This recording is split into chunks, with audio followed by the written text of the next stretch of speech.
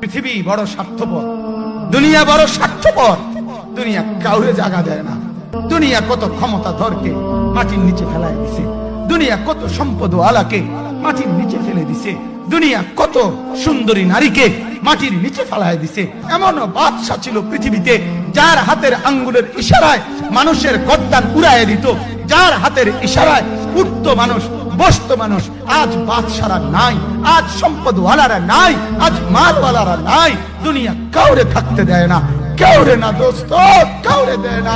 দুনিয়া দাদারে আমার থাকতে দেয় নাই। আমার দাদারে আমি দেখছি, আজ আমার দাদা নাই। আমার নানারে আমি দেখছি, আমার নানা নাই।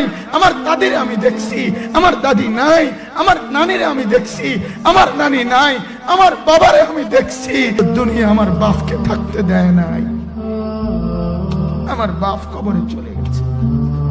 দুনিয়া কাউরে থাকতে দেয় না, কাউরে না। হতাশাগ্রস্ত হয়ে বান্দা যখন কাঁদতে থাকে আর ডাকতে থাকে, ইয়া আল্লাহ, ইয়া রহমান, ইয়া রহিম, ইয়া হাইয়ু, ইয়া কাইয়ুম।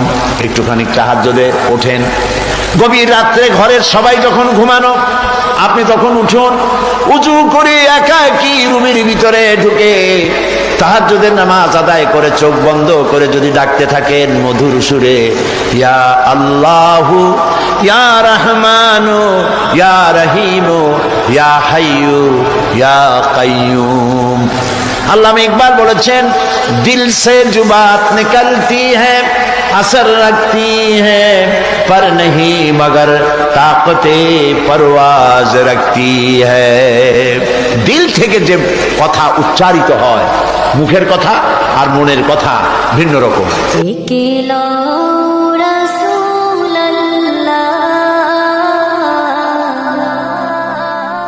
রওজা পাকের কিনারে আমি কেঁদে কেঁদে হই গো সারা, ধন্য করো দিদারে। ডেকে লও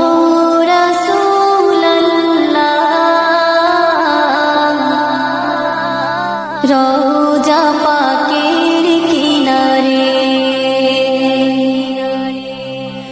আমি কেঁদে কেঁদে হই গো সারা,